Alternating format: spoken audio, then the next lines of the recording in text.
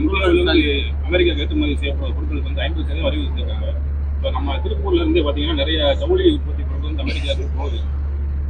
இப்போ நம்ம மோடி பிரதமர் என்ன சொல்லியிருக்காருன்னா, அமெரிக்காவிலேருந்து விவசாய பொருட்கள் வந்து இறக்குமதி பண்ணுறதுக்கு அனுமதி தர மாட்டோம் அப்படின்னு சொல்லியிருக்காரு. இதை நம்ம நிலைப்பாடு சரின்னு நினைக்கிறீங்க?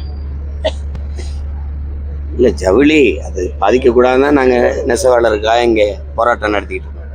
சுத்தமாகவே நழுவி விட்டுருச்சு. கைத்தறி நெசவு உங்களுக்கு தெரியும், உழவும் நெசவும் எவ்வளவு உயிரான பணிங்கிறது உங்களுக்கு தெரியும். உழவன் உயிருக்கான உணவை கொடுப்பான், இவன் மானத்தை மறைக்க உடையை கொடுப்பான். 2 பேரும் வந்து போற்றத்தக்க தெய்வங்கள். அப்படிதான் நமது முன்னோர்கள் போற்றி வந்திருக்காங்க. ஏற்றத்தினால கொங்கு மண்டலத்தில் இருக்கிற திருப்பூர், ஈரோடு, கோவை எல்லா பகுதியிலும் இருக்குமே ஏற்றுமதி. உங்களுக்கு தெரியும், ஆடை உற்பத்தியாளர்களுடைய பொருளாதாரம் பெரிய அளவு வீழ்ச்சி அடையும். நமக்கு அதே மாதிரி ஒவ்வொரு மாநிலத்திலையும் வந்தால் நாடு எவ்வளோ பெரிய பொருளாதார பின்னடைவை சந்திக்கும்.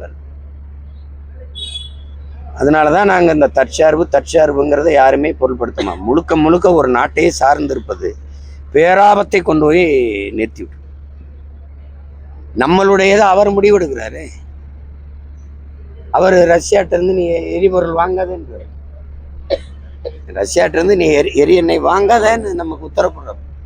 நாடு நீ எங்க நாட்டுக்கும் என் நாடு என்ன முடிவெடுக்கணும்னு அவர் முடிவெடுக்கிறார்.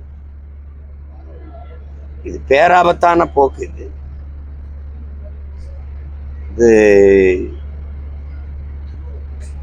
எங்க போய் நிறுத்தும்னு தெரியல. எங்க போய் நிறுத்தும் இந்த முடிவு அப்படின்னு அப்ப பொறுத்திருந்தான் பார்க்கணும். ஃப்ரெண்ட் ஆக்கிக்கோங்க. தந்தி டிவியின் சப்ஸ்கிரைபர்ஸ் அண்ட் ஃபாலோவர்ஸ் குடும்பத்துல நீங்களும் இணையுங்க.